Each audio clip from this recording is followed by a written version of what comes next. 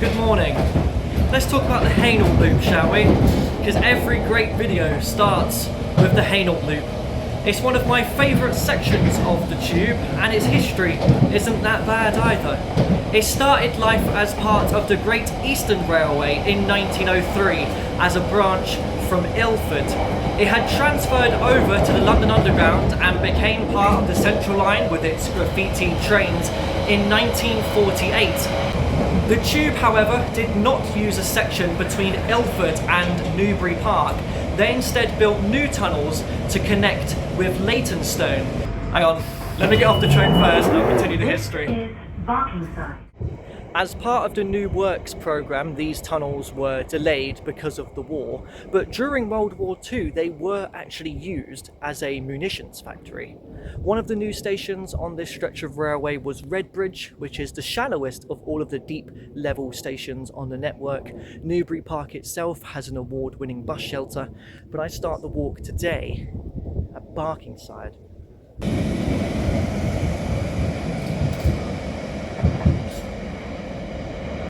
Barkingside has a rather fine original station building, and I've always been quite intrigued by the name because, well, we're not near Barking, are we? Well, Barking Abbey would have once had many grounds in the area, and the name does derive from it because it literally means the Barking side of Hainault Forest, which London Loop passes through. Really nice section, that. You might notice these equally as fine houses behind me. What are they? Well, they belong to the Barnardo's Village Green. Yes, Barkingside is home to the Barnardo's Children's Charity. I think this building over here was their headquarters, the admin offices. A really nice old building with a clock tower. I've been to Barkingside before, but I'm surprised I've never come to have a look at this. This is a really nice spot. I guess when I've come here before for the bus routes, for example, I would have just taken the road to reach the station. That's the terminus of the 275, by the way, outside the Tesco. And when I was riding all of London's bus routes, they were trialling what I called the Barkingside branding scheme, which was every bus that went through this area had a distinct colour to them so that you can denote which one it is without having to look at the blind. I've come into Barkingside Recreation Ground just to finish this clip. I knew that the scheme wouldn't work. I mean, buses regularly strayed onto other routes. Would you have had enough colours to avoid any clashes? When new buses come in or the contract ends and they change company, you'd have to swap them all around again. It was just too confusing. It wouldn't have worked. But that didn't stop them trialling it in Hayes in West London a year after. And that didn't last long either. However, Route 150, which passes through here, has kept the same buses after all that time. I think some of them are still branded. This is nice. I've come into the cemetery that is alongside the park, and I've come across a memorial to the staff involved in the Barnardo's charity and the children that he helped. That is a lot of names. I've come on down to Claybury Park. As it's synonymous with my London walks, I tried to cram in as many green spaces as possible, and this is one that I've not been to before. I've also not been in Redbridge Recreation Ground before.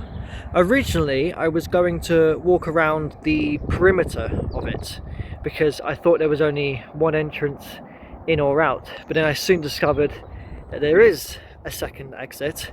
I just didn't know of it at the time because, as you can see, there's no proper paths, so it didn't really show up at first. This is why I like discovering the parks of London, because you never know what you might find. This is unexpected. A little bit of a viewpoint of London, including Canary Wharf over there.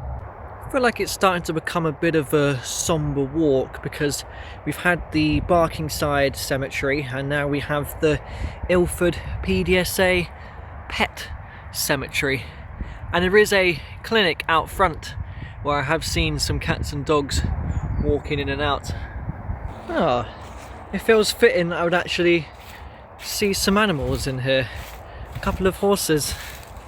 Hello. You're right.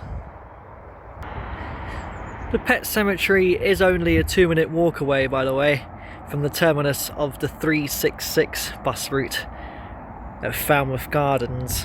Now, I was surprised when I rode the 366 and found that I could walk the River Roding back to Redbridge Station, which isn't necessarily something that I would recommend throughout the winter months because it is very muddy. So what I'm going to do is instead find a paved footpath over here to walk through Roding Valley Park instead. Roding Valley, of course, giving its name to one of the tube stations on the Hainault loop. I guess by being up here on the actual path instead of down there by the river, I do actually get a little bit of diversity. I get to walk a path I've not done before that offers great views of the iconic pylons of the Roding Valley. That path eventually brings me to the Charlie Brown's roundabout, which is a confusing mass of roads from the North Circular to the beginning of the M11, and I've ended 2 walks along the River Roding here before, one from Leytonstone across Wanstead Flats and Wanstead Park, and the other from the end of the Central Line at Epping. So I guess what I'll do is I'll stick with what is the Roding Valley Way rather than actually follow the River Roding for this next stretch.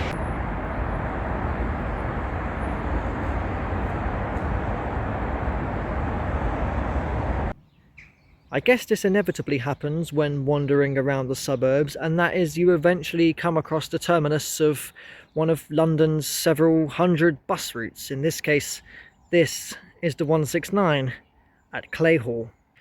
I do remember standing here quite a few years ago and seeing a green branded 169 under the Barkingside scheme.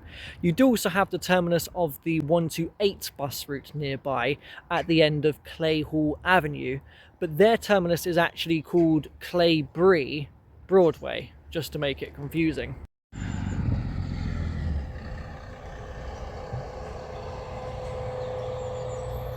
And just to add to that confusion, near to the Clayhall terminus, you have Claybury Park.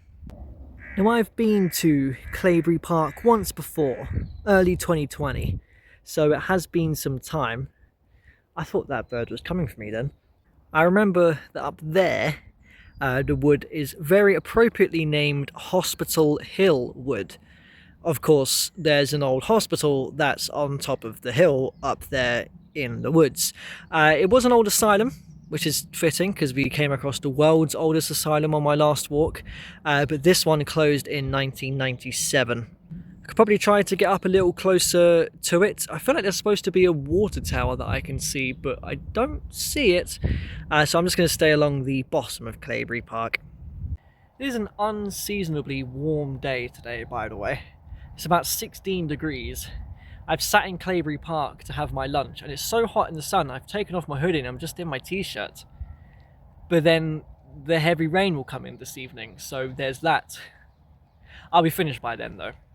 I was just about to press record and say how delightful it is to pass through this wood, especially during autumn with all of the leaves on the ground, when I came across something which I remember from my previous visit, and it was an accidental discovery. It's just a staircase on this tree here. What on earth is this all about? I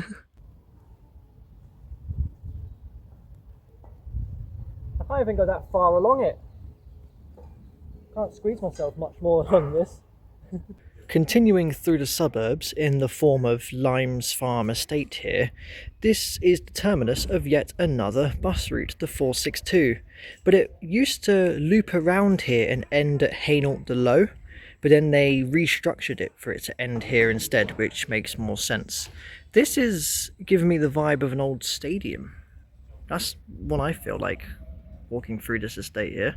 There's several of these identical estate buildings, just in different colours. There's a yellow one, a green one, and a red one. When I got off the 462, I walked to discover the back of the Hainault depot, built for the tube, not the Great Eastern Railway that came before. You can actually see some old tube trains in there. That is a carriage from the 1962 stock, what used to run on the Central Line before the current trains that date from 1992. It's cool to see that they're still there. I've heard they kind of want to restore them, but they've just kind of been lying there for many, many years. I'm not entirely sure what will become of them.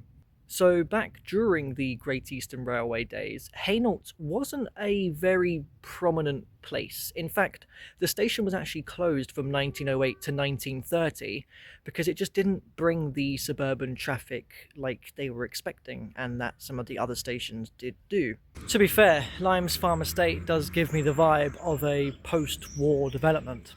In fact, the GER even called the railway the Fairlop Loop, which I find almost ironic because Fairlop today seems to be the one that is the most in the middle of nowhere.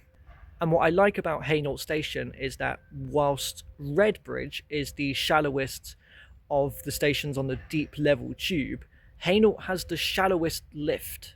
I think it only rises about 4 stairs.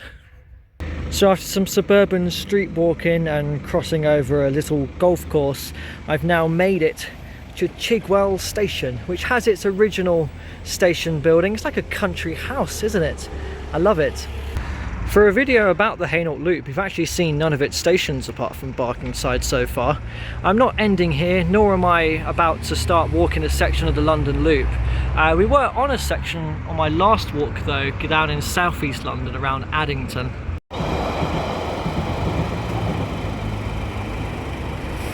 You do have the Chigwell Brook, which runs close by to the station. Now that I think about it, this must flow into the River Roding, because that's not too far away. I believe Chigwell can be derived from Kingswell, so if the brook has a very localised name, then I would assume that there are probably some springs in the area. And it has suddenly become very rural. We've reached the end of the London suburbs. I'm out in the countryside. I know I say during the winter months I tend to do urban London adventures. Well, I'll let you into a little secret, don't tell anyone. I'm actually not in London. I've crossed the border into Essex. But Chigwell was supposed to be a part of London, but essentially the local people opposed it when it was due to be merged into Greater London in 1965. Which I feel is slightly ironic because I think people around here nowadays would probably complain about the fact that they don't have benefits that Londoners do, like the Freedom Pass, for example.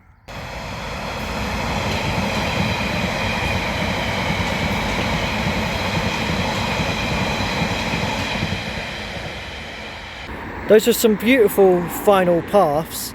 I wondered if they would be muddy, but they actually weren't that bad. I have been in Essex for a while though. Ever since Limes Farm Estate, Hainault Depot actually acts as a border. And even here, I am in Essex, but on that side of the road, you can see the Transport for London sign, the ULEZ zones. That is London. I've decided to stay on this side of the road so I can remain in Essex for the rest of the walk, which has brought me up to Grange Hill Station. Now unfortunately this isn't the original station building like Chigwell, as that one was destroyed by a German doodlebug during World War II. What you can still see though is an original railway tunnel. That's much too big for a tube train, but would be enough for a regular steam train back in the GER days. This is something I forgot to point out at Barkingside station this morning, but at some of the stops around the loop, you can see GER written into the ironwork, referencing the Great Eastern Railway.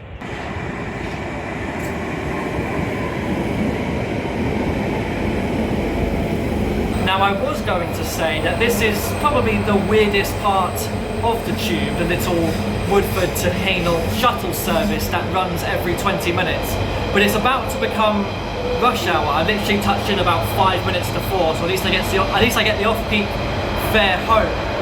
We're going through the tunnel, but this train's actually left about 5 minutes after the one that I just filmed going through the tunnel. I thought I would have 20 minutes at Grange Hill, but that's not the case. Honestly, someone needs to show some respect to the Waterloo and City line. Seems like there are no trains to Epping at the moment, so perhaps they're diverting more of the services around the Hainault loop. I figured I would jump out at Chigwell just because we passed it earlier on the walk, and I'm going to get the train from here that I expected to get from Grange Hill anyways. What I like about these stations is how quiet they are. They're very big, huge platforms, even longer platforms than necessary for the 8-car Central Line trains, which are already one of the longest on the network. They anticipate a lot of heavy suburban traffic. But saying that, Grange Hill, Chigwell, and the next one, Roding Valley, which opened later in 1936 to support continued suburban development, are the 3 least used on the entire London Underground, and in that order as well, 3, 2, 1. Because of its least used status, this was a great testing bed for the 1967 stock trains on the Victoria Line, the first generation of Victoria Line trains. We're now in the second generation. And although we're out in Essex, I've always found it odd that this is Zone 4. You would think it's at least Zone 6, but it's not. However, until 2007, Barkingside, Fairlop, Hainault, and these 3 on the shuttle were all part of Zone 5. They got moved so local residents can get better fares to central London. The signs at these stations do actually give you the option of what way you want to travel into central London, via Woodford or via Hainault. Of course, with a 20-minute service, it's probably always best to just get whatever one is first. But there you are. I've enjoyed my walk on the Hainault loop today. Thank you for coming with me. I guess I get to travel on one of my favourite parts of the tube to get home, through the tube's least used station as well. By the way, Grange Hill has no association with the BBC show of the same name. Even that was set in a fictional North London borough called Northam. It was originally going to be called Grange Park though. It's one of them stations in London too. Oh wait, we're not in London here. Ah, but you know what I mean. Might wonder why I'm at Loughton, by the way. Well, when I got to Woodford, the services to Epping had resumed. We're about to leave.